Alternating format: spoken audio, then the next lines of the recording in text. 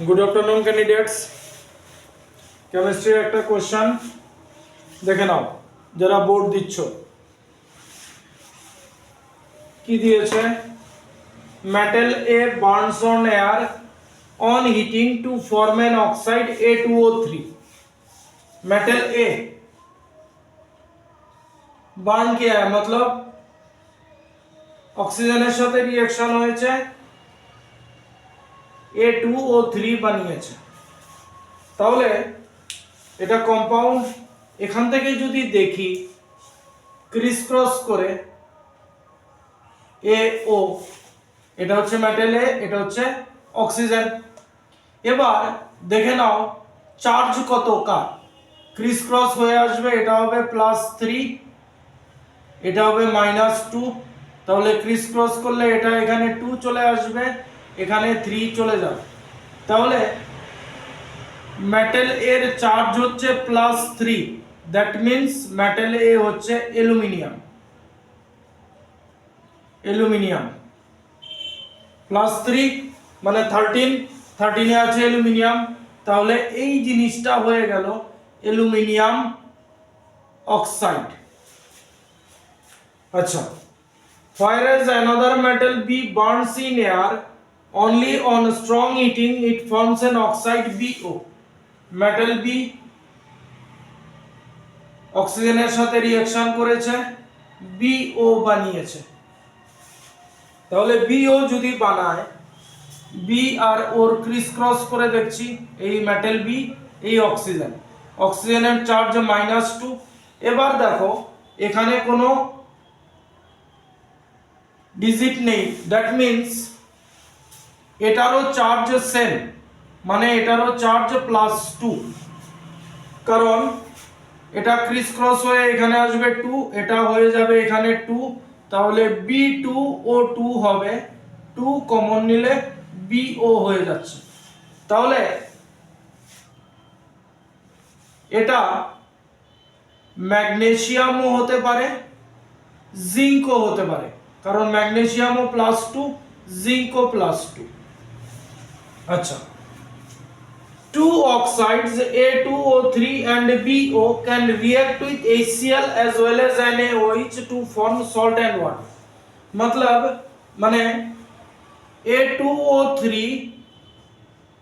আর BO যে metal oxide গুলো আছে HCl এর সাথে রিঅ্যাক্ট করে সল্ট আর ওয়াটার তৈরি করে।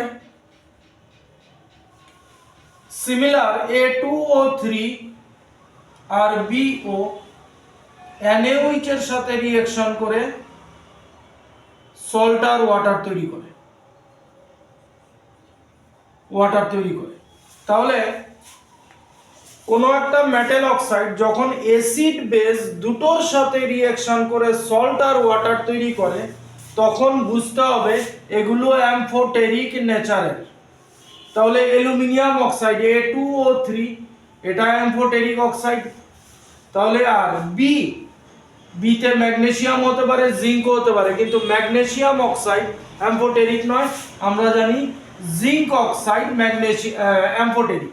তাহলে BO হয়ে যাবে ZNO, কারণ এই দুটোই এই A2O3 আর BO দুটোই অ্যাসিড আর বেস আলাদা আলাদাভাবে রিঅ্যাকশন করে সল্ট আর ওয়াটার তৈরি করছে, দ্যাট মিন্স দুটোই অ্যামফোটেরিক নেচারের।